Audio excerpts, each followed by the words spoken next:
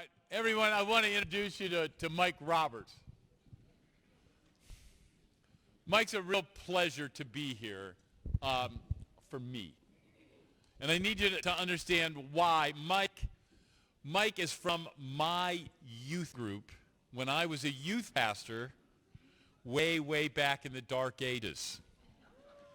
And the real joy is he married Mary Ann, who's also in our youth group. So it's a really neat privilege to have this. Now, the incredible part on how God works, Mike gets called to a ministry. Nowhere, Washington. Oh, I mean Colville, Washington. Same place. So he goes up there, and there was this young man from Masters College that felt called to ministry by the name of Kevin Hearn. And I had a chance to introduce the two of them.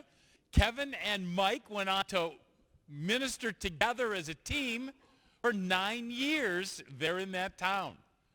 And so it's a joy to have Kevin here. It's a joy to have Mike. And what a privilege it is to know that Mike really shares a lot of the synergy that has occurred here at CBC. Mike has a history in that he obviously is a senior pastor and now been down at High Desert for about a year and a half. And so, Mike, what I wanted you to do is this. Looking back in your ministry, how is the change of what you were mentally and philosophically, all right, been shaped? Go back to a little bit of the review, because we invited people to church all the time, and we tell our own church family, bring a friend, bring somebody you know, bring a workmate, all right? And yet, what's the difference? So after being a senior pastor for 23 years, encouraging people to invite their friends to special events, whatever that might be, and then moving to the High Desert, getting involved in High Desert Church. The difference is real simple, and I'll tell you what I told the group that gathered last night. I'm an idiot. I need things simple. Frankly, having a card like you have in your seats that I began praying over as I moved to California from Washington, where I was born and raised and lived the first 50 years of my life. I moved to California. I know no one, really, and I have this Oikos card, your circle card. And I begin every single day to start my day praying over the people that are on that card, which include my wife and my 2 kids when I first moved there, and all these blank spots. And I'm saying, God, who is a prodigal? Who's walked away from you that you're going to put in my life that I need to reach for Christ? God, who is someone who does not know Christ yet? They're a pre-Christian. And you're going to put them in my life so that I can tell them the works that you've done. And so as I'm going to the grocery store, I'm looking at the checker, and I'm saying, God, am I going to see this checker, the same one, a couple times a week? Are they going to be in my world, in my circle? God, this chiropractor that I'm going to see, are they going to be in my circle? It was completely different, because before I didn't have a list. I wasn't praying for anyone specifically. I was just sort of, every once in a while, maybe I would, invite somebody to something, maybe, kinda, sorta.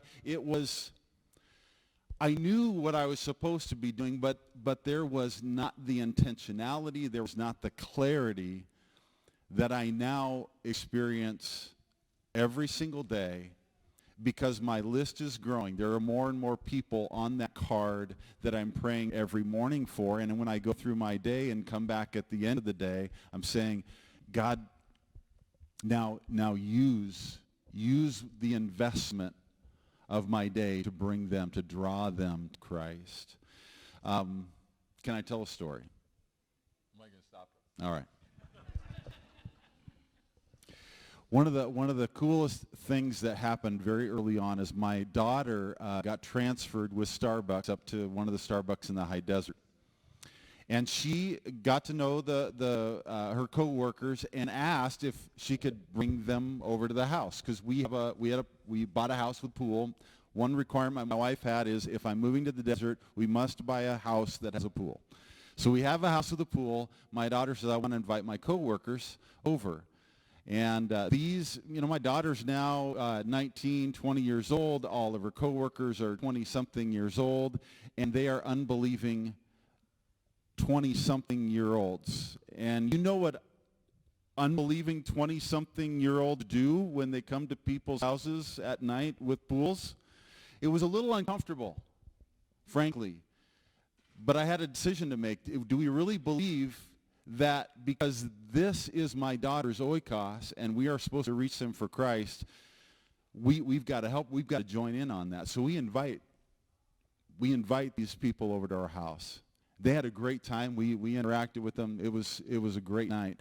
But out of that, one of the people in my daughter's oikos became one of the people in my wife and I's oikos. Her name's Gina.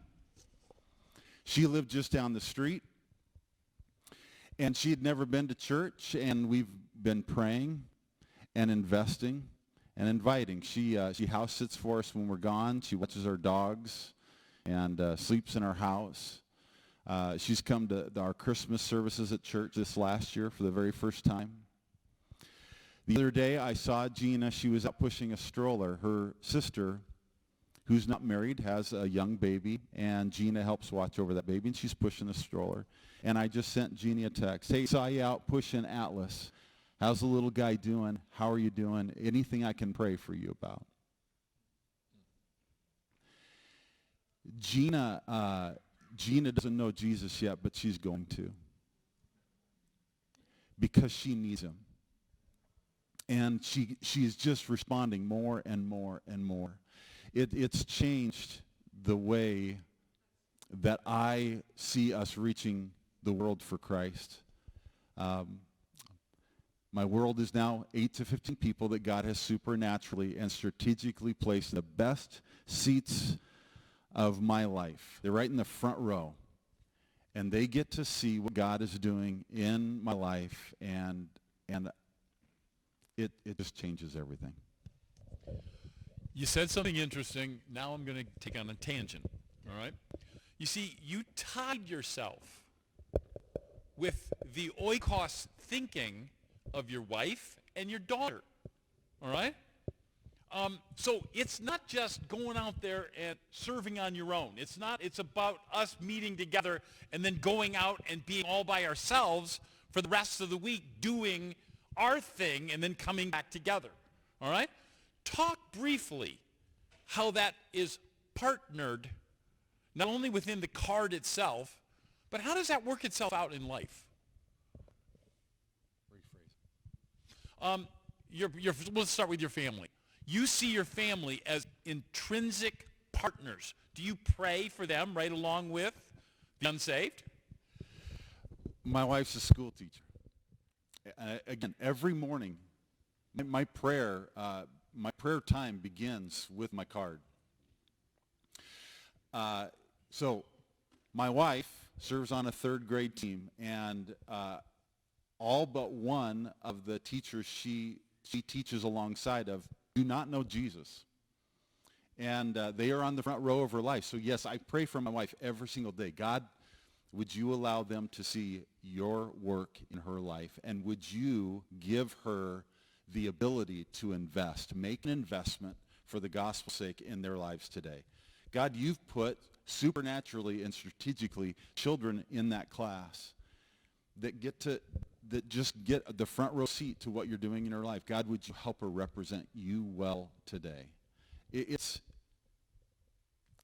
is really a very different way for me to think and interact with what God is doing. I'm very much more aware of who God is placing into those front row seats of my life than I've ever been at any time in my life. And I'm very well aware that he's doing the same thing in my daughter's life, in my son's life, my wife's life. And I pray for them very differently than I ever have before. And, can I just say, I once heard that the husband and wife that pray together stay together. My wife and I have struggled over the years to maintain a really healthy prayer life together. Not anymore. This has bound us together in what we are praying for God to do in our lives and through our lives to the people that he's putting in the front row of our life. You said something last night, and I'll just use it as an addendum. A lot of times we'll struggle as a husband and wife, and he will deal with some of the husband and wife issues there at the church. So he just simply said, it's fun to start off the process. You are the greatest light in your oikos. So the question would be is, why are you fighting? Who's more important? Do you see yourselves unified? Do you recognize that your testimony impacts your oikos? So now, what's our problem? Selfishness? Or is there really a bigger deal than that? But all of a sudden, your thinking is completely different because you recognize that you are that city on the hill. The relationships that you're on are the city on the hill. And now you get to see that your light is significant. And it's far more than an illustration that you would use in a devotional. It's life. It's life. You were taken off the, if you will, you're not the senior pastor anymore. All right? Everybody looks up to the senior pastor and they says, oh yeah, they do that full time. That's what they're supposed to do. All right?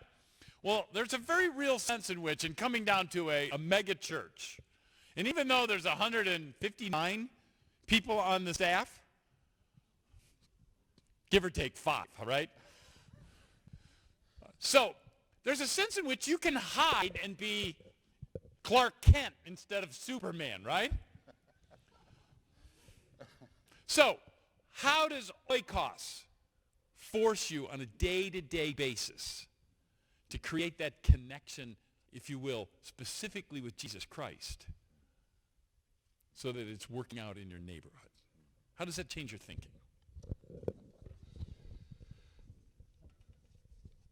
I love the fact that all of my neighbors know where I work. But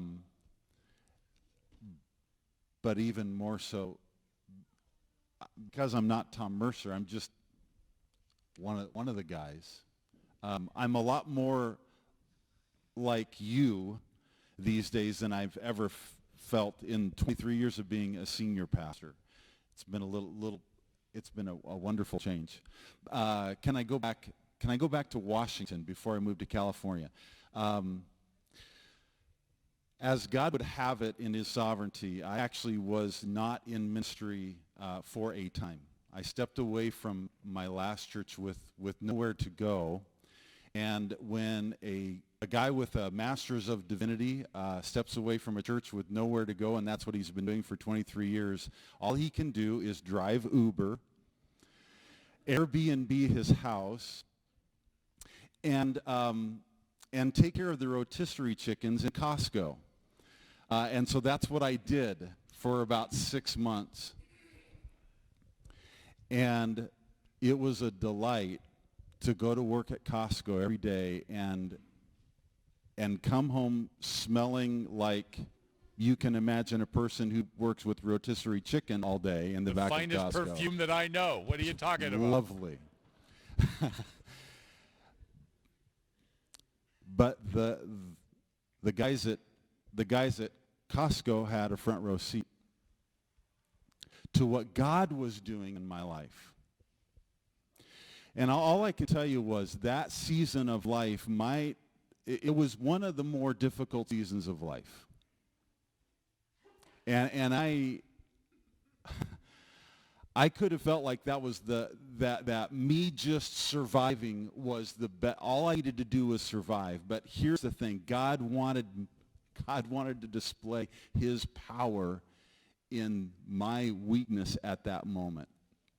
And so one of my coworkers, I called him Jefe, which is a Hispanic term, but I pronounced it F-A because the guy used the F word more than anybody I'd ever met in my life.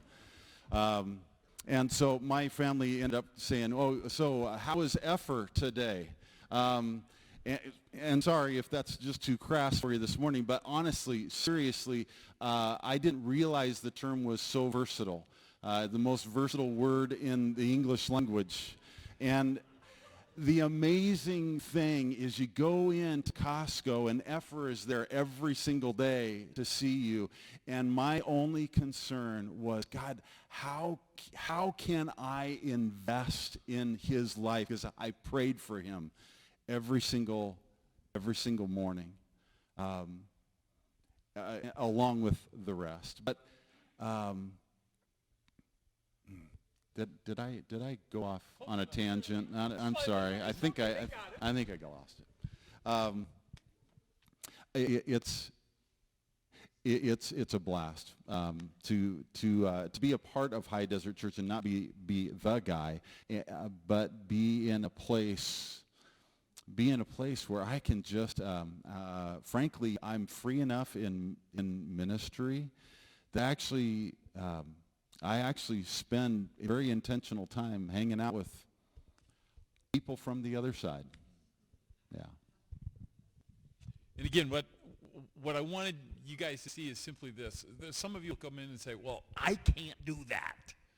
That's Billy Graham's job. But as we raised our hands today, and we just saw the impact of what 95% of us responded, it really is that simple of a reality. And this is a partnership that we have to see.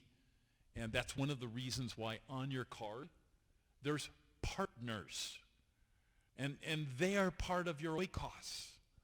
And it just, in one sense, broadens our vision to see not only those people that God has put near us, but then near the partners that we have, that they may find Christ as their Savior.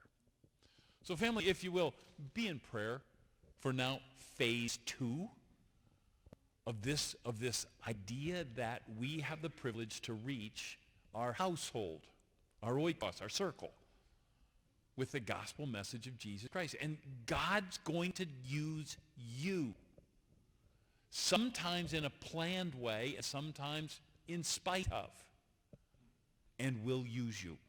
That's an incredible privilege. So we're going to go on to, if you will, part 2. Tom's going to come, and we're going to give him free rein. There's not going to be any singing. There's not going to be anything else. We're going to give Tom part 2. So do me a favor. Ask God to open your heart to the positive thinking and how he may influence you, infect you, challenge you into our circle thinking over this next year. Tom.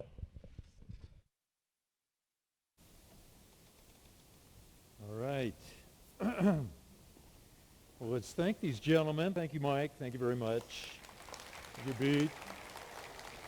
Thank you. Thank you. Okay, is God speaking? Can you hear me? Great, okay. Raise your right hand, please. Thank you. Repeat after me.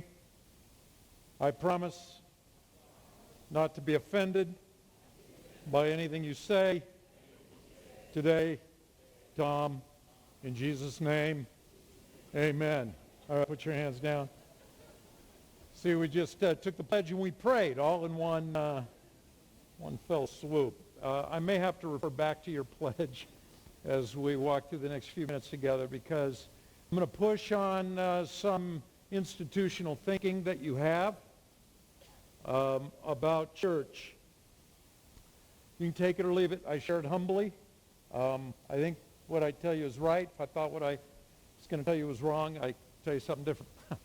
But I offer it humbly. I believe that it is from God's Word, which we both, or all of us agree, is the foundation for all of our thinking, or should be. But even a casual look at the metrics, we're going to follow the numbers today. Remember, follow the numbers, you eventually get to the truth. Even a casual look at the metrics reveals 3 bottlenecks to kingdom growth. Church campuses, weekends, and pastors.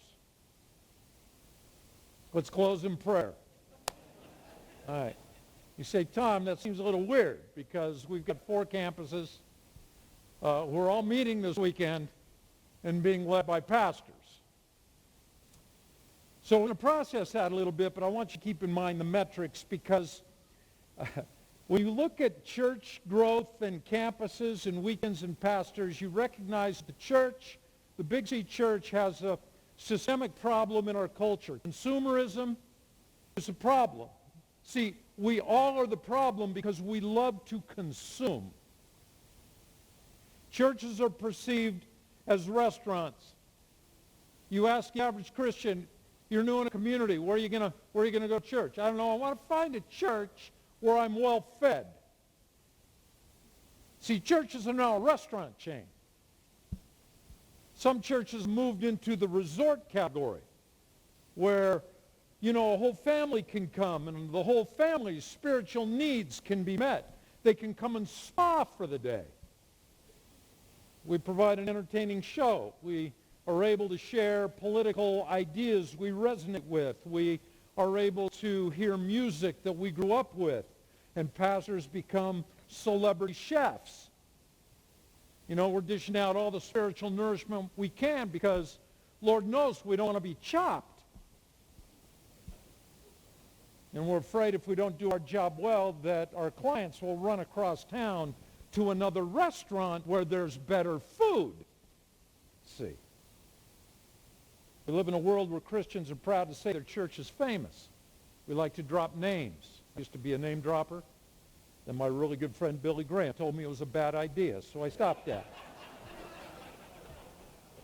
Never met the man. Love him. Never met him. Well, we like to say our church is well known, our church is famous.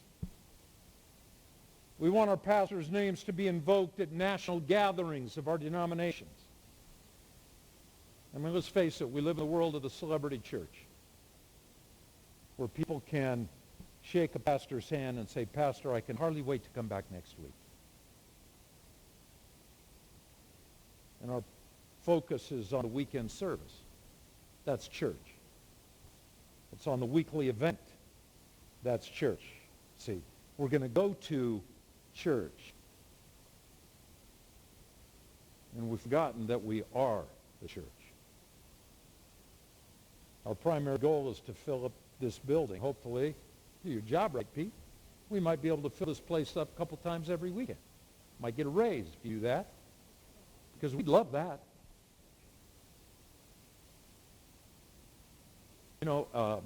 A full building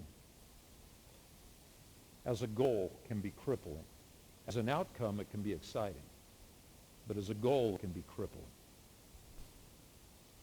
We've done an awful lot of work in Korea over the last 10 years. Been there 7 times, actually. We spent a couple of months if you added it all up, and we've probably been in every city in Korea. Church there's a lot like our church in the U.S.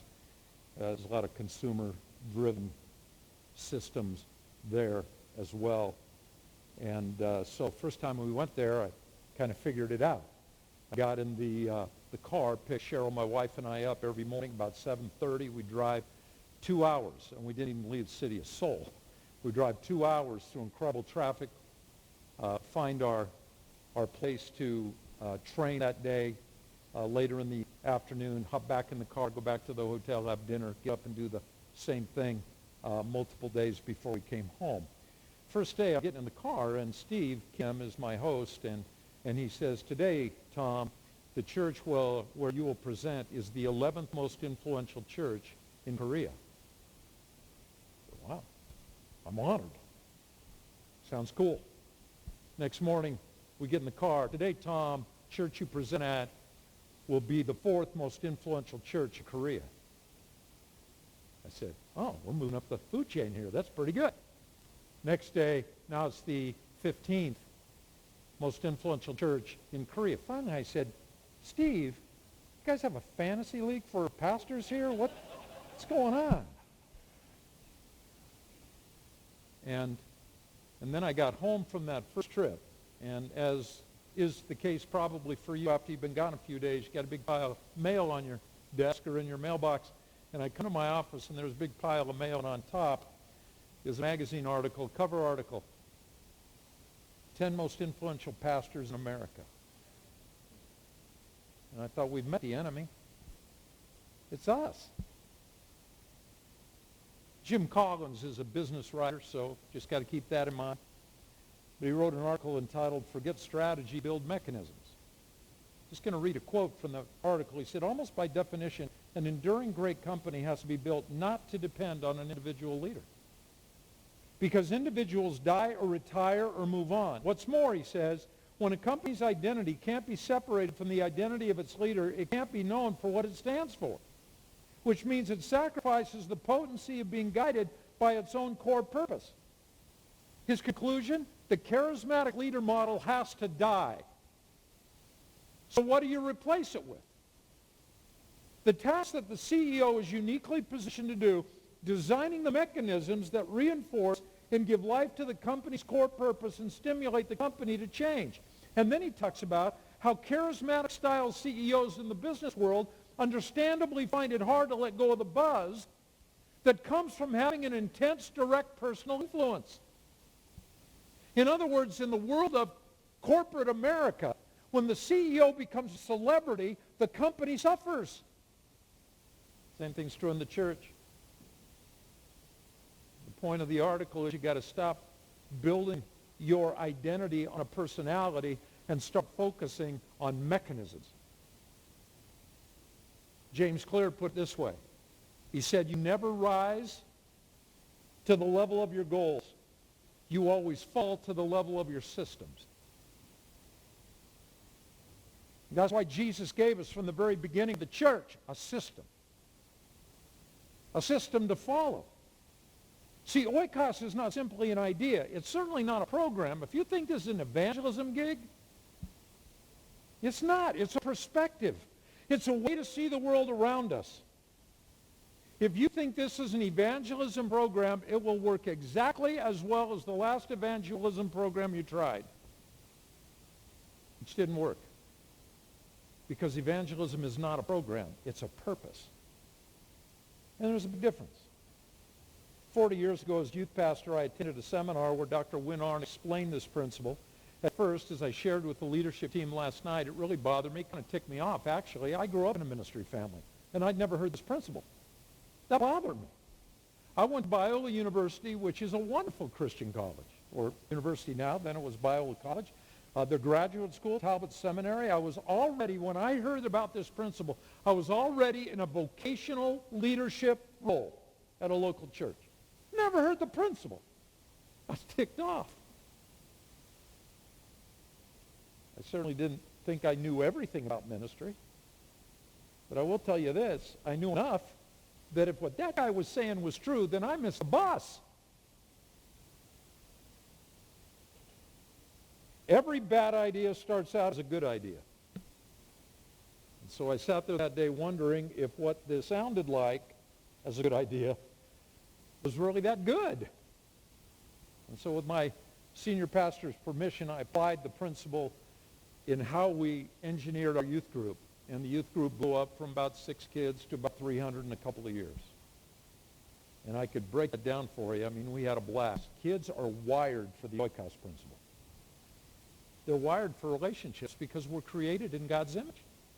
You have been forged in the image of a relational God. It is only through fear and isolation that as adults now you have separated yourself naturally from that circle around you, which is why you like to close the garage door before you get out of your car, why you build fences around your house, why we build walls around ourselves and our families, why at church we don't want to let people from the other side in. because we're scared. And perfect love casts out what? Fear. And there's no more perfect love than Christ. And he would say to everybody in this room, just like he said to the demonized man, you go, son. You go, girl. You go home to your own people. Because that's the system. That's the mechanism.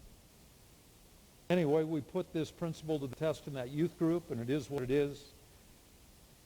And now at HTC, we've been at that church for 36 years. This is not a principle that grows a church quickly. I would tell Pete, like I've told thousands of pastors, if you want your church to grow quick, fire Pete and hire a better preacher. And the truth is you're going to have more people come. And you know where they're coming from? Other churches around town, because you're going to have a better restaurant. And you're going to be scamming clients from other restaurants. And what happens when Christians from that church start attending this church? What's the net benefit to the kingdom of God? Nada. F.A. would say, nada, right? About, probably 15 years ago now, I got a pair of glasses for the first time. I put it off for a while because I'm a man.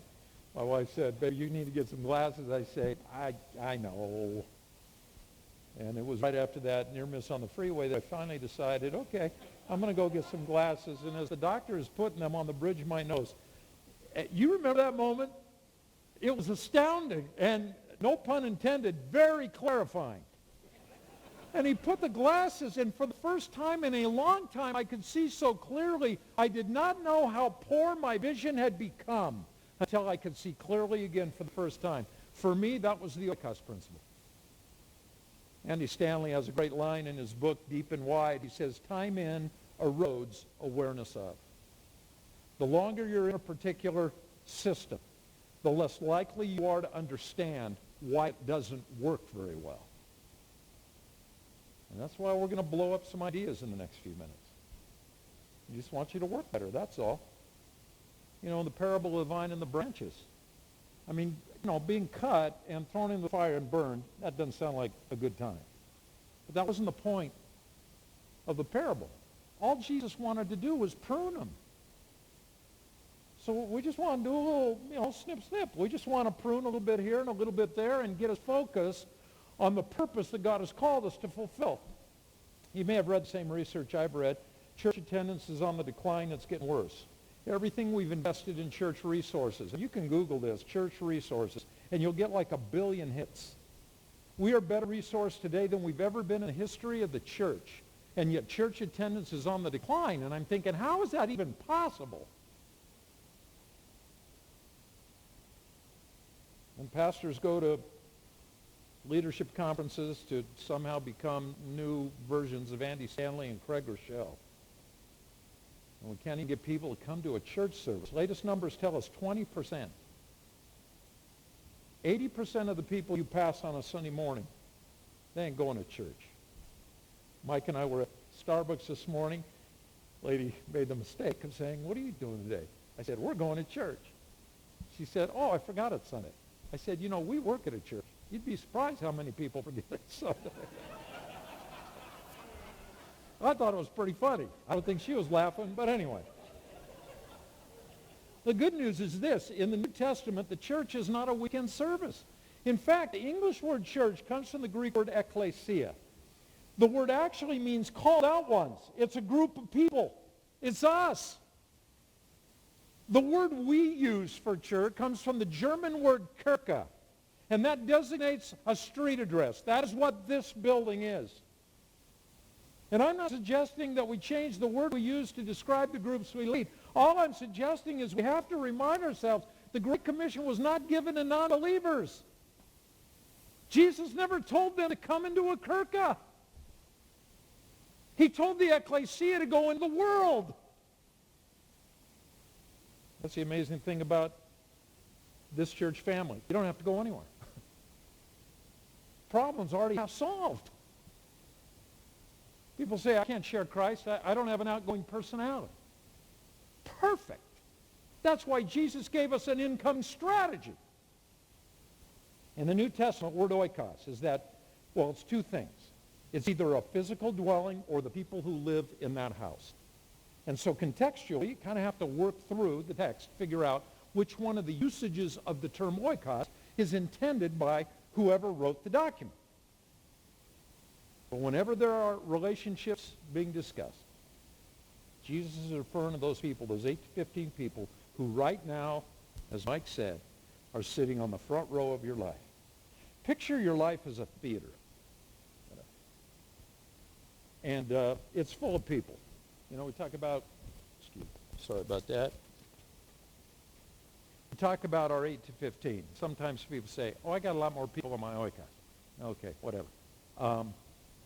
But picture your life as a theater. You got hundreds of people in the theater. Some are sitting up on the balcony. Some people sitting in the mezzanine. Some people are close enough to you that they're actually sitting in the orchestra pit. But then there's those people who have front row seats. On average, anywhere from 8 to 15 of them. And those are the people that don't just hear what you say, but they're close enough to watch your life. And when they see that the walk and the talk line up together, all of a sudden our influence bumps up. There's power there. Actually, oikos serves as a root for two other English words, oikology and oikonomy. Now, we call them ecology and economy.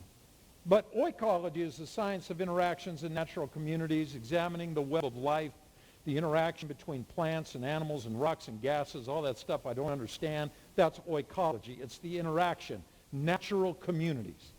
Oikonomy is a reference to managing your resources. So when you put those words together, you have efficiency.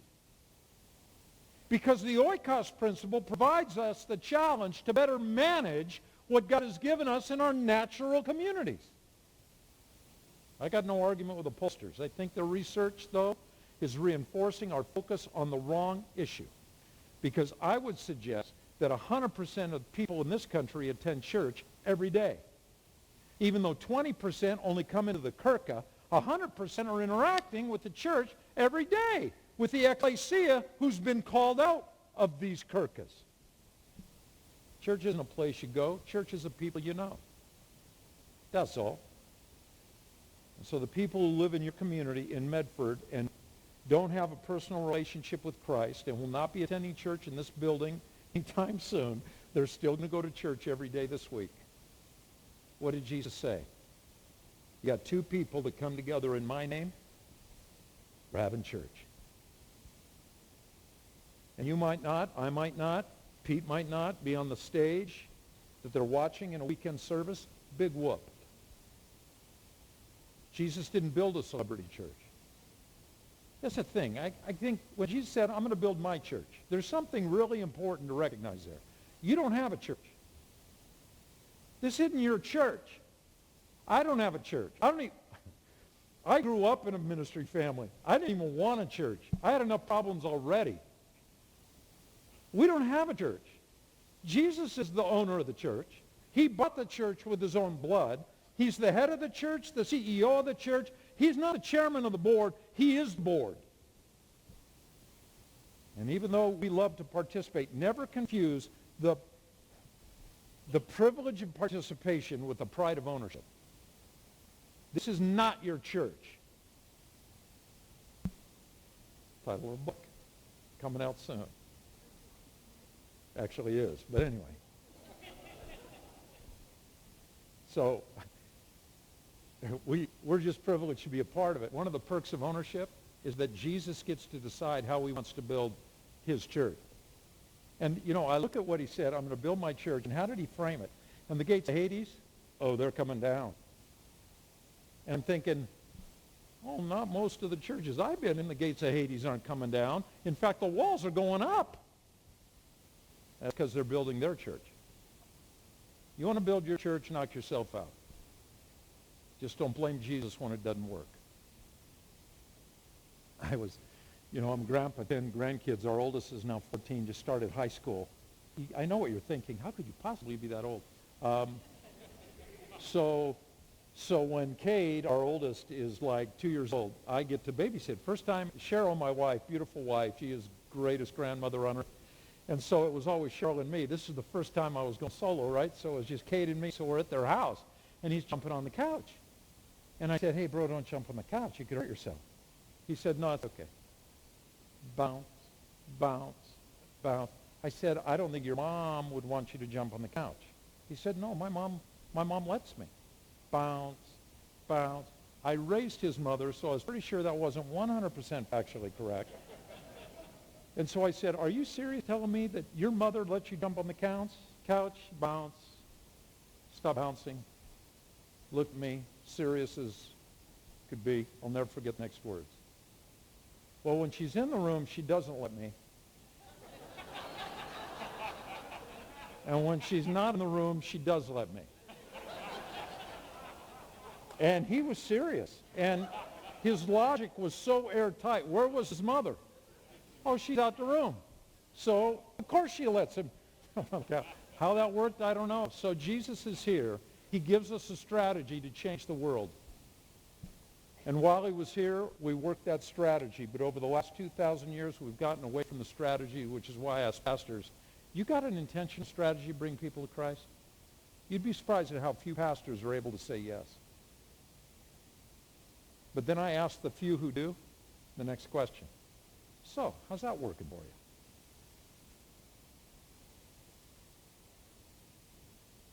Again, you could raise your hand and did you come to Christ through an oikos relationship? But we did that in the last hour. You know, people have prayed a prayer oftentimes in our worship service. I saw that on your card. I love that. The ABCs, admit, believe, choose. And that term has actually become somewhat systemic to our conversation in the high desert where people say, yeah, I prayed the ABCs. Well, in any other context, that's diminishing the power of the gospel, like the ABCs. What kind of, you know, New Age Christianity is that? But when you look at the admit, believe, choose, it really is founded on some pretty deep theological concepts. So, but that's the term they use at HCC. I prayed the ABCs. And I'll ask them, I'll say, so, because I meet people for the very first time after they've come for years, and it's always very embarrassing. And oh, how long you been coming? Well, we've been coming for 7 years. Oh, okay, well, nice to meet you. And then the next question I ask, how did you come to Christ? They say, well, Pastor Tom, you led me to Christ.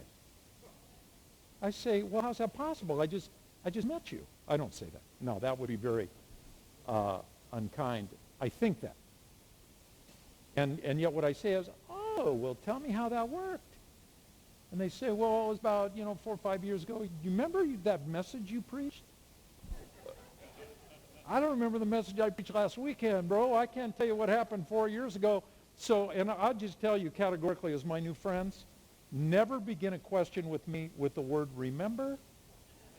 I just tell you categorically, the answer is going to be, no, I don't. But they say, you preached that message, Holy Spirit landed in power, and I recognized my need for Christ, and I prayed the ABCs. You led me to Christ, Pastor Tom. I didn't lead him to Christ. It's like going to a restaurant. You know, you go to a restaurant, you open the door for your wife. I open the door for my beloved Cheryl. She walks in. Then a family comes up behind us. I've never met before. What do? I hold it open. I'm a gentleman. No, you go first. As long as my wife's in front of the line getting our table, I'm very gracious. To all the people parading in, right? So you go. Now, did I lead them to the restaurant? No. I was just there to open the door for them. See, when people say that I didn't come to Christ through an oikos relationship, sometimes what they're thinking is the guy that opened the door.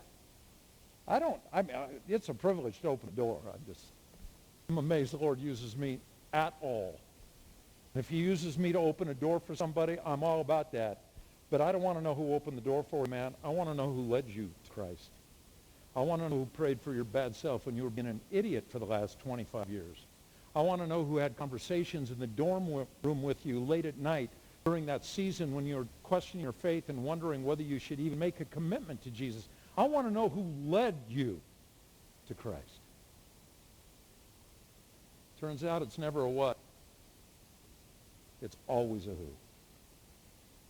And turns out they're usually not sitting somewhere out there.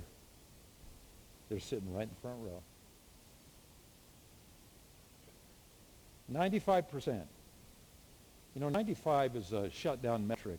I took a class in statistics in college, and the title of one of my textbooks was How to Lie with Statistics, and how two opposing viewpoints can use the same database to come up with two different, ideologies. I mean, we do this in our country. You got people on the right side of the aisle and on the left side of the aisle, and they're all reading the same statistics, but they come up with two different paths for our country to follow.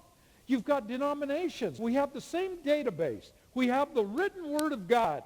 We're all reading the same testaments, but we come up with different things, different thoughts. It's amazing how you can take the same data and make it mean something different. But when it comes to 95, you talk to any statistician. That's what they call a shutdown metric. There is no longer a conversation. In statistics, 95 is essentially 100%. People say, well, I think it's more. By the way, I think it's higher than 95. But people already think I'm crazy. So I just go with 95 to leave a little room for grace. Malcolm Gladwell describes, he wrote a book entitled Outliers. Anybody read that book? Man, that's a good book. Sorry, I didn't read it. Anyway, but an outlier is a value that lies outside of, that is, it is much smaller, much larger than the other values in a set of data, which means this. You do that, you do that, you do that, you do it here, you do it here, you do it here, but this guy does it here? Well, that's an outlier. 95% is an outlier in every conversation. I mean, what would happen if in the scientific community they discovered that of all the people who had been healed from cancer, 95% had received the same treatment regimen? The oncology world would not be talking about anything else. Or 95% of the actors who won an Oscar over the last 50 years all were trained at the same theatrical school. You think there'd be a line at that school, parents getting their kids into that school? Or what would happen if someone discovered that 95% of all the most valuable players in every professional sport for the last 50 years grew up in Medford, Oregon? ESPN's headquarters would be next door. They'd have tested the water a long time ago to see what you guys are feeding these kids. And what if 95% of all believers came to Christ through the same ministry model? Don't you think that every church, every seminary, every denomination would be all over that principle? Well, you got to think again. Got to think again. And that's what's so bizarre to me. People ask, what research do you use to make that claim 95% of people come to Christ? Well, I conduct my own research. I conducted some earlier today when you raised your hand. Statistically, if you have at least 10,000 individuals in your sampling, the margin of error shrinks to less than 1%. I have 20 times that in my sampling. I always get the same answer to that question. No audience is an exception, and I've never claimed to be the sharpest tack on the board. But even I can figure this out. 95 has got to change the way I live my life. It's got to change the way I lead a church.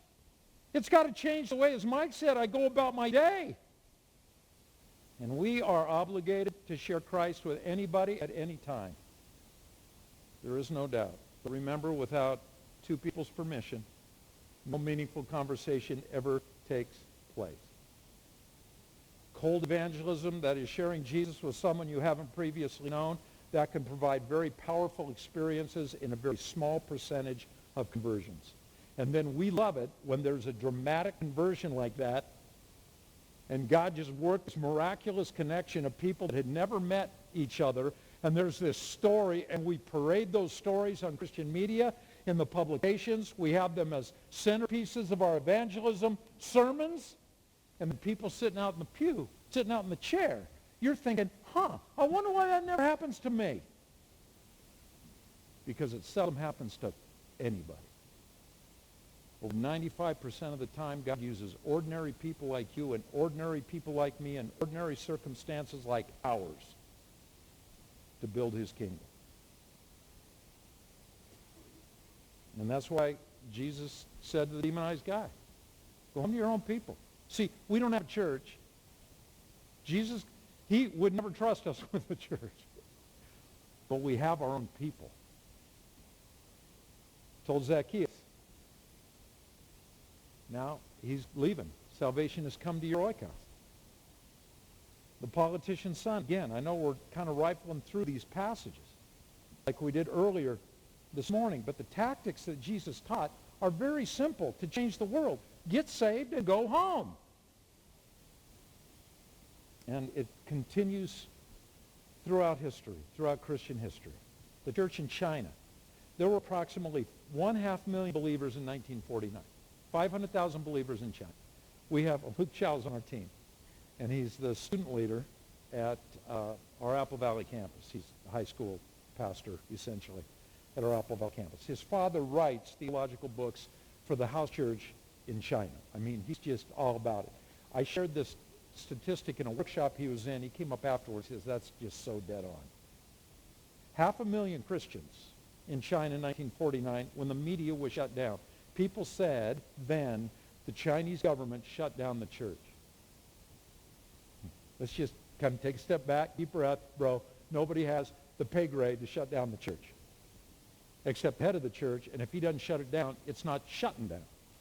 And one day he will shut down. Last time I checked, he hadn't done it yet. 1949, 500,000 believers. What the government had the power to do was shut the lights off. And they did. A couple decades later, the lights came back on. Somehow 500,000 turned into 130 million Christians. And it's not just China. 10 nations where the church is growing most rapidly. You want to guess what they are? I bet you can, if we get there. No. Keep going. Keep going. Past all those passages. There you go. In fact, look at the map. Let's go to the next one. Look at the map. The oikos principle thrives. Remember what I told you about bottlenecks? Weekend services, church campuses, and vocational pastors. It's not that the campus is bad. It's not that the weekend is bad. It's not that the pastor is bad. But that's become the whole experience. In oppressed cultures where you can't have vocational pastors, you can't. You can't have church campuses, you can't. And you can't meet on weekends, you can't. Officially. What's happening to the church? It's blowing up in a good way. And that's why the oikos principle is so systemic to church growth. You know, the Christian movement, let me just walk you through a few numbers. This is going to be fun. But we got to keep going here. One more. One more. Okay, right there. Stop. There you go. All right. That one, the church movement began with one person.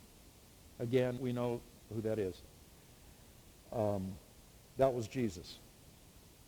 How many people did Jesus have on his original oikos, his circle called? How many people did Jesus share life with during the first, during those 3 years at the end of his life, what we call his earthly ministry? How many people? Again, that's not a trick question. And so we got 12. Now, the way this is supposed to look, a little bit different, but picture a rock falling into a pond, and the impact happens, and then ripples begin to form in the water. Okay, you with me visually? Okay, Jesus is the rock. Works. Theologically, the illustration works. Jesus is the rock, the impact, and now the first ripple that forms is 12 in number. And I always find interest in the fact that even Jesus didn't reach his whole oikos because Judas fell off the wagon. So, 11 out of 12. Maybe that's a statistic we should follow at some point. But then there's, don't go there yet. I just want to ask a question. There's another number in the New Testament record that people sometimes forget. It's in Acts chapter 1, verse 15. It's actually the number of people who were meeting in that room praying before Pentecost. And you remember what that number is? Of course you do. It's Community Bible Church.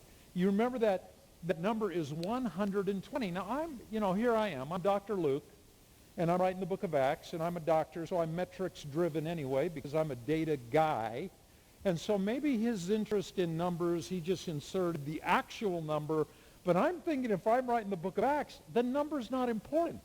It's just like, the room was really full, right? That's enough for me, but not for the Holy Spirit. He wants us to see that number, 120.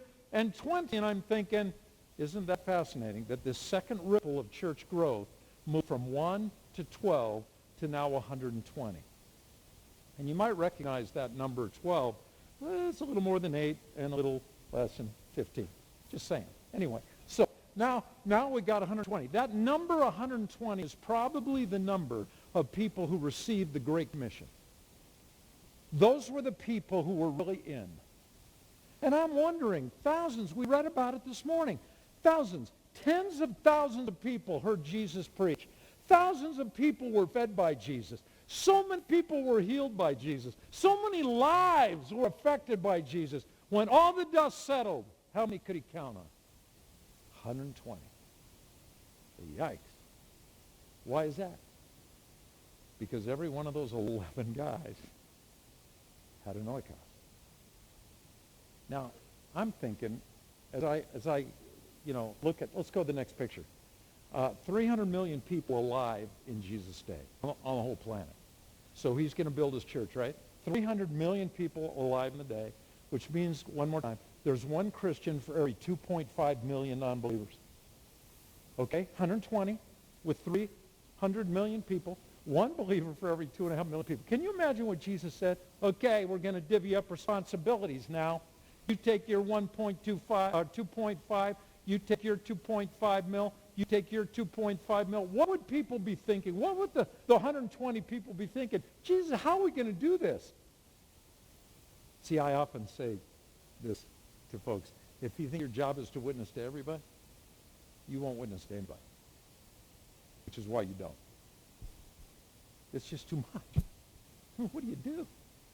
I mean, the task is so daunting. Where do you begin? Now, this is the cool thing. Now we fast forward.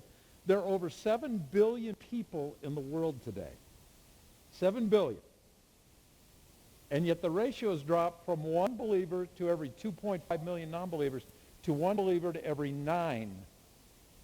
And maybe 12. There's a range there depending on the survey you're reading. Non-believers. So look at this. While the global population, go to the next slide, increased by 25 times, the ratio dropped by 208,000 times. What that is? That is a miracle of history. And you know why I'm not surprised? If Jesus were here, he'd be looking at us with that, what'd you think I was going to do look? I told you I was going to build my church. Well, you didn't believe me? Follow the numbers, and you always get to the truth. Now, this is the interesting thing to me when people say, do you believe in the return of Christ? Well, of course I do. We're reading the same Bible. I believe Jesus is coming back. Oh, because of what's going on in the Middle East, it's really spicy out there right now. So, it's nothing to do with it, man. I've been watching the Middle East for 64 years, and it has never not been spicy over there. I mean, those guys are crazy. That's not why I think Jesus is coming back. You can read your books if you want to. I don't need a book to know he's coming back soon. I just need one number. 1 in 9. There aren't many ripples left before he accomplishes what he set out to do 2,000 years ago. This could be the generation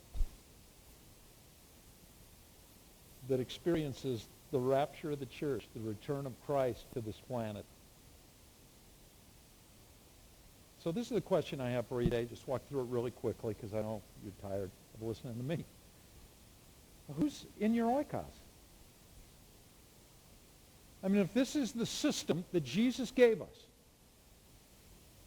then the next question is, who's in your oikos? So I'm going to walk you. I know you got 4, and the leadership here has done whatever the leadership feels is best here, and I'm so glad that they've taken this idea and they're running with it. I think it's brilliant, not because it's mine. I actually had a pastor in Mississippi call me on the phone, say, we're thinking about using the word oikos in our church service and just want to make sure it's okay with you. Yeah, it's okay with me. It's not my word. It's not my system. It's not my idea. This is what Jesus gave us to grow his kingdom. And this is what I believe can be a linchpin for this church, who has always talked about reaching non-believers. I grew up in this world too. I'm just saying. And and I always talk the talk. I want to reach lost people, but I didn't know where to start. I didn't know. I used to have a book on my shelf. The title was I Hate Witnessing. I didn't even read the book. I just loved the title. I hated witnessing. It scared me. I am an introvert. That may surprise you because of the gift God gives me on stage to teach or talk or whatever. But when this thing's over, you could find me in the fetal position in some little room on this campus because I'm not the guy that loves to be with large crowds. So God has a sense of humor. I will tell you this. I am the poster boy for not having an outgoing personality. But when it comes to this idea, I'm all about it because Jesus brought those people to me. I'll give you a quick story. I'm really trying. Watch my time. So we get a dog. We have a dog. We have a chocolate lab. Greatest dog ever. It was trained as a seeing eye dog. And got bounced out of the academy because it had a heart murmur. So I got a chipped, fully trained seeing eye dog as a pet for free. Anyway.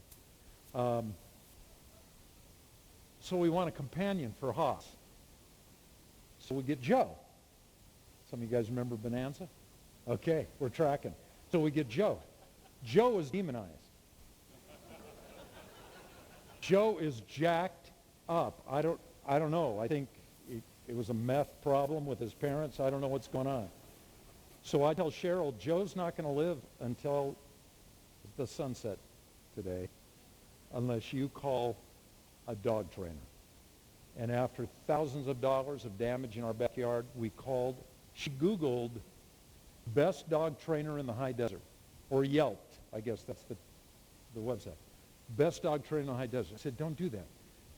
What you need to do is Yelp best exorcist in the high desert.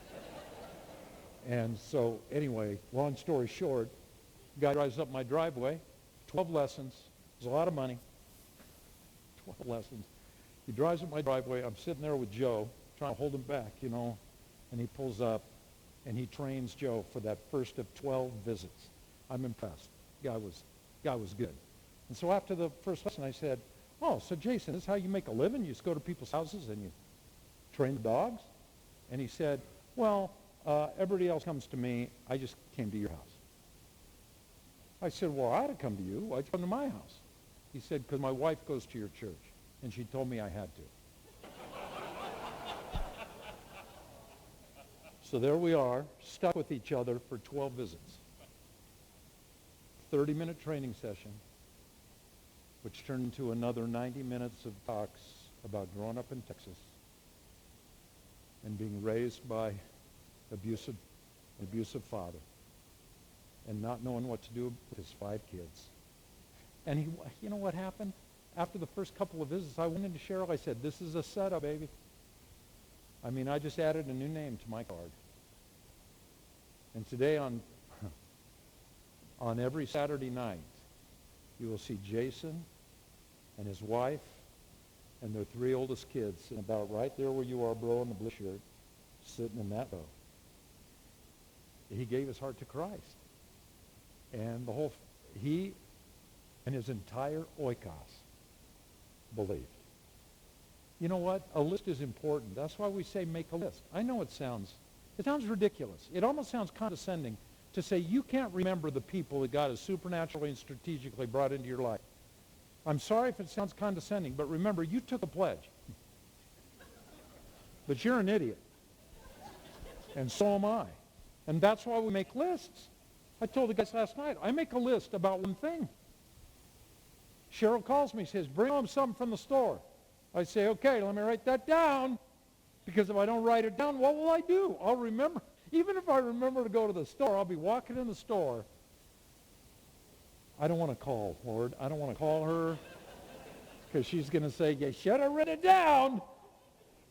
But I always do. Hey, baby, I'm at Target, but I'm sorry. What was I getting here? You can't remember one thing. What is the correct answer to that question? No. That's why you make lists. You make a list about everything. You got a list for everything in your life except for the reason you woke up this morning. the most important thing you could ever do. You can't change the world. You're not famous enough to change the world. You're not rich enough to change the world. That's why most people just duck out of that. Well, I'll have to be with maybe a pastor, a celebrity pastor. I know I'm getting off track here. 100 top most attended churches in America. It's always published every year by Outreach Magazine. You know how many Christians, famous pastors, service regularly or lead regularly? 2% of the body of Christ. And we're counting on them to start a Christian movement. I'm just saying, follow the numbers, you get the truth. It ain't going to happen, man. It ain't going to happen until 98% of the rest of us start to carry our weight. That's why you need to make a list. You can't change the world until you frame the world. People say to me all the time, it's a different conversation, Pastor Tom, I'm just trying to figure out what God's will for my life is. You ever had that conversation with somebody? What does God want me to do? You know what the answer is at HTC? Well, show me your ICOS card. I'm looking at 15 names. Oh, here you go. That's what God's will for your life is. I don't know about a year from now. All I know is right now, you got to watch what God is doing. What did Blackerby say? Look for what God is doing and jump on board. If he has brought 8 to 15 people supernaturally and strategically, place them on the front row of your life, what are you thinking you don't know what God's will for your life is? Just go, man. Make a list, please. It's the first thing you do. If you have not filled out your card and you set it down or put it in the back of your box and said, I don't need a list, that's very naive. Very naive. You do need a list, just like you always need a list. Why wouldn't you need a list? I think of Zacchaeus. Why did he show up at the Jesus meeting? You ever wonder that? See, I lay awake at night thinking about that. He showed up at the Jesus meeting, I'm thinking, who invited him? You know there's a 95% chance that somebody invited Zacchaeus to that Jesus meeting? All we know is that he came to the meeting. I'm pretty sure he wasn't looking for financial advice. And then I'm wondering, who could possibly have invited Zacchaeus to the Jesus meeting? And I'm thinking, okay, well, what does the Bible tell me? Well, the Bible didn't tell me he's a tax collector. Did you ever notice that nuance in the description? He is a chief tax collector, which means he's not just collecting taxes in Jericho, but he has a broader scope. And if you look at that broader scope, that region around Jericho, it isn't very far. You have to drive before you come to a place called Bethany. And it doesn't take much of an understanding of the New Testament to recognize that some of Jesus' best friends lived in Bethany. And those best friends, Mary and Martha and Lazarus, you know what they were? They were wealthy, is what they were. They knew Zacchaeus. They knew he was a punk. How many conversations would they have had with that cat? And he's going back to his office, and they're saying, I can't stand that guy. You know, he needs to meet Jesus. Jesus could take care of that guy. Did that happen that way? I don't know. I got a couple more nights laying awake to think about that stuff. I will tell you this, 95% chance somebody invited Zacchaeus to the Jesus meeting. But the reason I bring up Zacchaeus now is this. Everybody's got a Zacchaeus in their life. You don't even like him. By the way, you don't pick your oikos. Jesus picks your oikos for you. All you do is figure out who is in it. He can't even just pick her own oikos. If I got to pick my own oikos, it would look so different. I'd have like the coach of the Lakers in my oikos. I'd be getting tickets to the games. Anyway, you know the point. Jesus hands them to us. All we do is identify. We'd like to trade people from our oikos to your oikos. Maybe for a player to be named later. But our oikos is what it is. Jesus designed it, and it's never set. It always evolves. People will change jobs. People will move out of Medford. People will graduate from your school. People will die. That list is a great reminder every day that life is short. And we're on the clock here, folks. And that's why Jesus said, you go. Go. All right. Number 2, pray for everybody on the list every day. How are you going to remember to pray for everybody on the list every day? Here's the answer. You're not, unless you make a list. Nobody prays without a list. Just saying.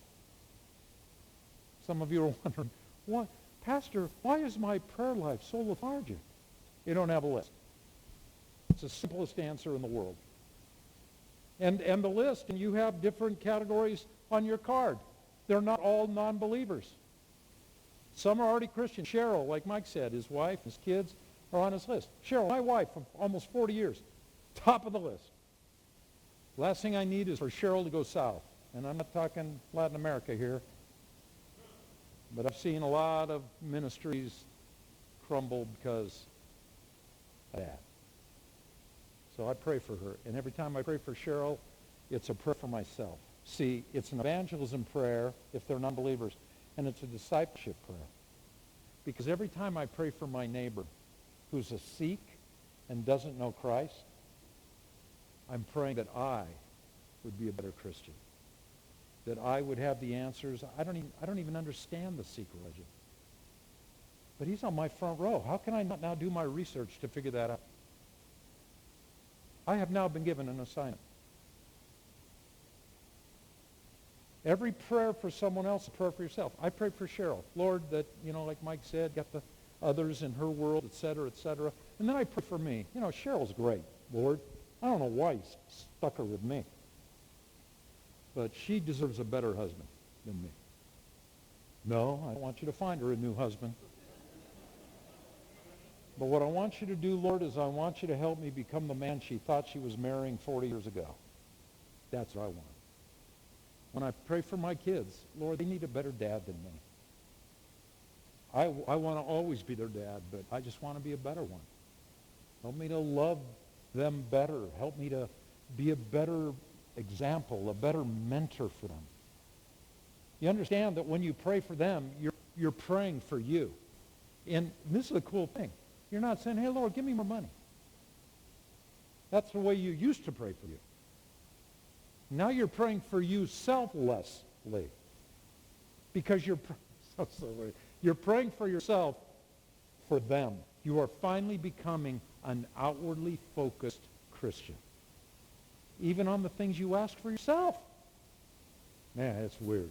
It's weird living a life this way. But you pray every day. And even in 1 Peter 3:15, great verse.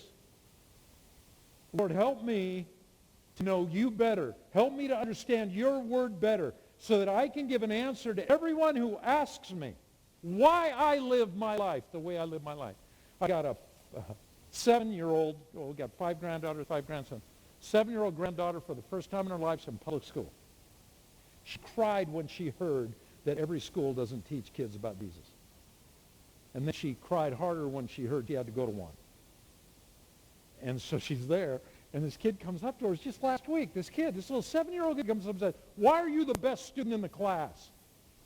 And Cammie, sweet Cammie, says, I'll tell you what recess. Meet me somewhere. She's telling the story to me, and I'm cracking up like you. I can just see this going down on the playground. And she said, do you go to church? Do you know Jesus? See. Be prepared to always give an answer when people ask, why are you the best student in class? And you know what that means.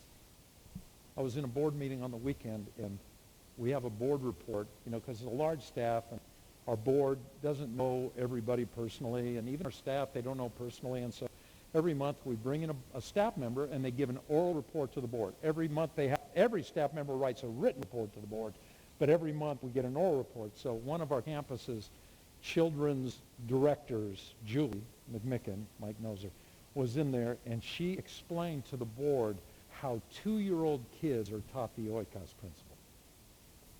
And I knew they were, because you have to do that if you work at our church, but I was just so impressed by it all. These kids list, and these kids pray for their oikos. And then invest time and resources, develop those relationships.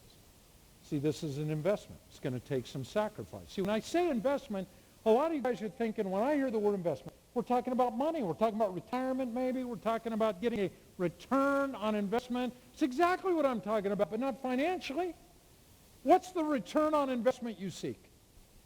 To turn a lost person into a saved person. To see a saved person grow more in their faith and become more like Christ. That's a return on investment, folks. But it always requires what? You got to spend money to make money. You got to invest to get a return. And you can pray for your neighbor till the proverbial cows come home. But until you make an investment, it ain't happening, bro. When my neighbor, DR, by the way, greatest guy I ever met, a Sikh, got this long beard. We have long driveways. We live in the sticks. We have long driveways. And so when we're rolling our trash cans down the driveway, you can hear it like 3 houses down, right? And so every time I hear Didar rolling his trash can, I pop out of my chair and I say, baby, I'm taking the trash out. You say, well, that's not much of a sacrifice. That's a long driveway. But every time I meet Didar at the trash can, you know what we're having? A conversation. We talk for a half hour. Sacrifice. It might not be even that great of a sacrifice. But until you started thinking oikocentrically, you didn't even care that he was taking the trash out. See, people tell me when they make their list, I don't think I have any non-believers in my life. That tells me two things. You've been a Christian a long time, and the kind of church you attend. You got non-believers crawling all over your life. You've just never been trained to identify them. Okay, I got to get done here. Investment. People in Medford, Oregon already believe two things about you, and they don't even know you. But I'm going to categorically state they think you, number one, are judgmental, and they think you hate homosexuals. And if I were to ask you the question, are you judgmental? You would probably answer, well, we don't want to be. I don't think so. Do you hate homosexuals? No, we don't hate anybody. Well, how are you going to change that perception then? Don't expect Hollywood to help you. That's why the character in every television show and movie, it turns out if they're an evangelical, they're a buffoon. And they're judgmental. And they're narrow-minded. And they're haters. See, that's the narrative. And the body of Christ, people I meet are not any of that. How are we going to you're going to write ABC a letter and expect to get any respect? No. You got to change the narrative in the front row. So when people hear, yeah, I heard about that church, heard about Community Bible, they're just a bunch of haters. Somebody else who doesn't even know Jesus says, well, wait a minute, I know the pastor there. And Pete's great. That's how you change a narrative, through relationships. The fact that what we say and how we live line up. The paralytic's friends are great when it comes to identifying investment. They had compassion. Remember that story? They had compassion on their friend who was lame, crippled. And maybe we just need compassion. Maybe the first prayer is, Lord, help me to even care about these people. Because I can't see beyond the end of my nose right now. I'm just consumed with me. Or this church has to pray, we're consumed with us. We even structure our ministry for us.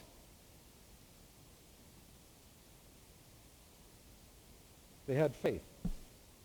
Remember what Jesus said just before he lifted that guy off the mat?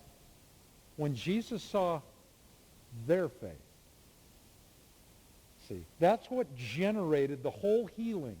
This guy. Now, I know you got to have faith personally to become a Christian. If you ever get to heaven, it'll be because you place your faith in Christ at some point. But you know when it's hard to have faith in God? When you're a paralyzed person. People are paralyzed in your life. They're paralyzed by debt. They're paralyzed by loneliness. They're paralyzed by depression. People all over this community are paralyzed. And they blame God. If they ever get saved, it will be because they placed their faith in Jesus. That ain't happening right now. So now we're going to have to trust your faith to believe that Jesus can help them. And that's what these friends did. They took initiative. At some point, those guys had to develop a plan. I could ask you the same thing. Show me the names on your card. What's your plan? You say, oh, I don't have a plan. Well, why don't you have a plan? Can't do anything without a plan. And they were persistent. The text says they couldn't even get him into Jesus because of the crowd. That would be enough for us to say, hey, bro, we tried, man. We're really sorry.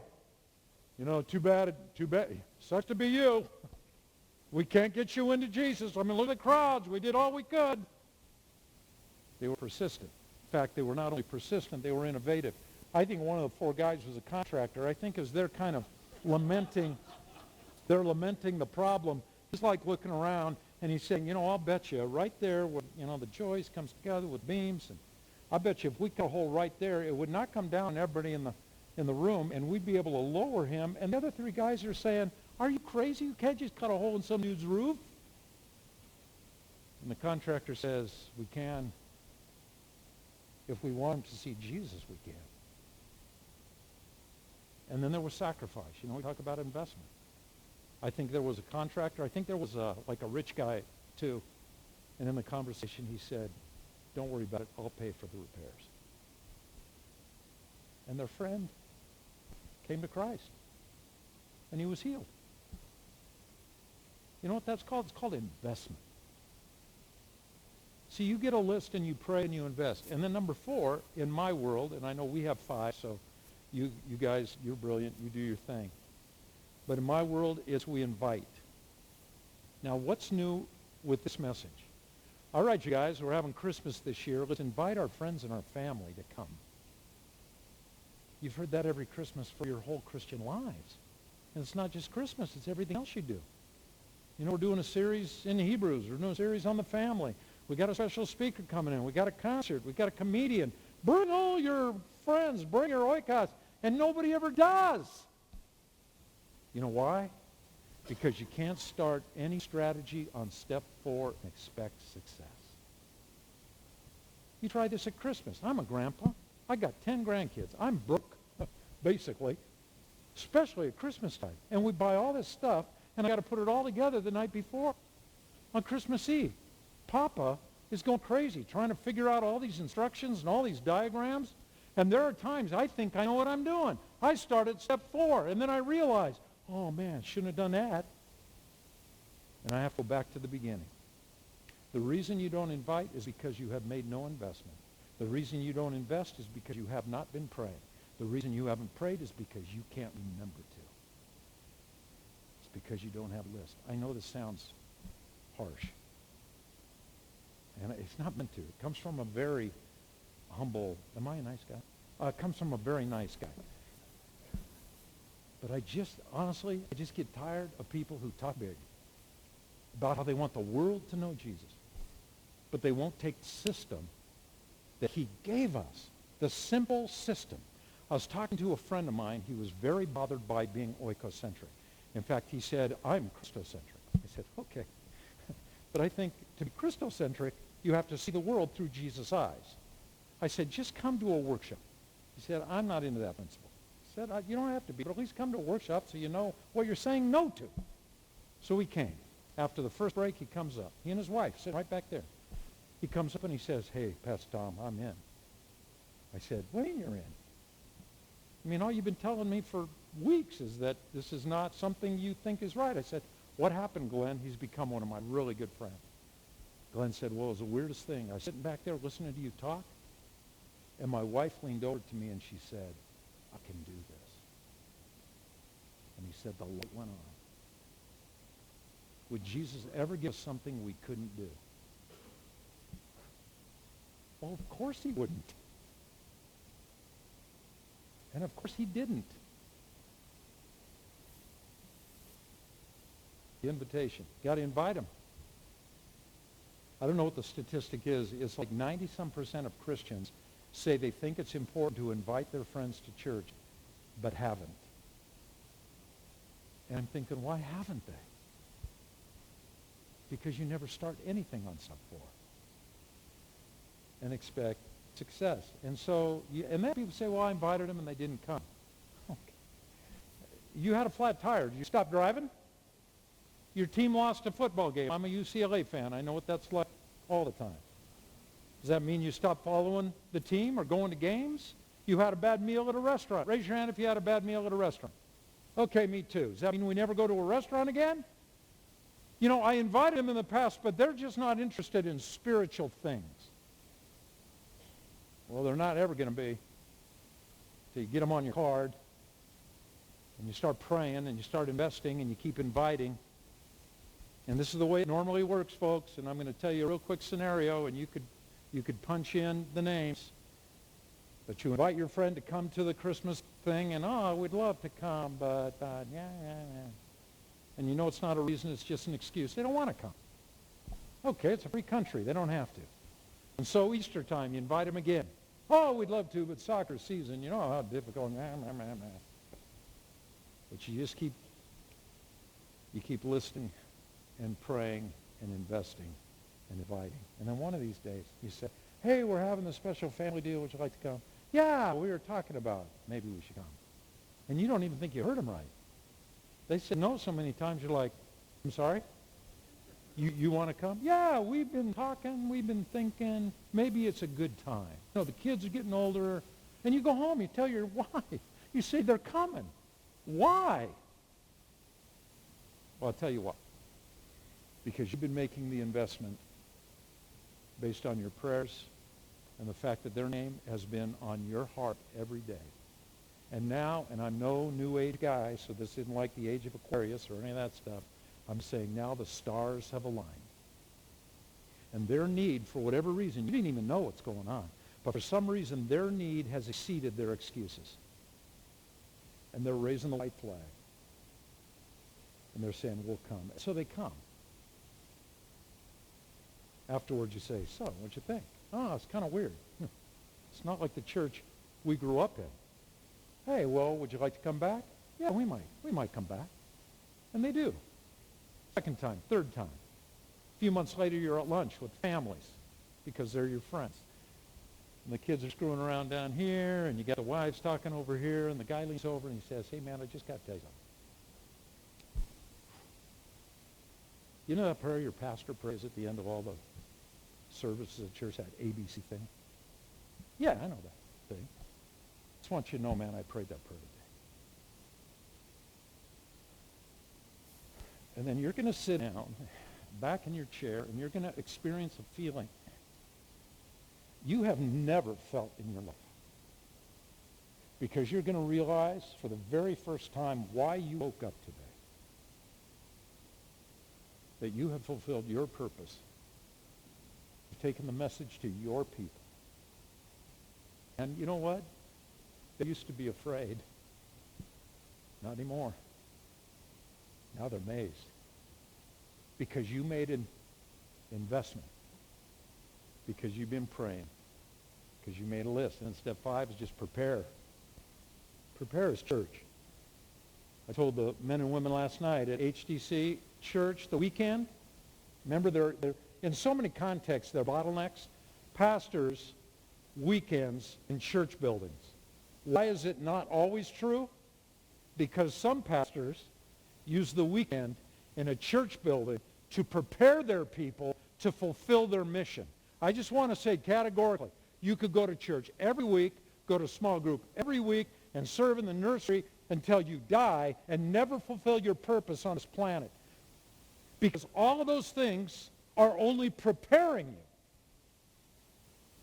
to engage your personal mission and to take your slice of the world, slice that Jesus Christ died for, supernaturally and strategically placed on your front row.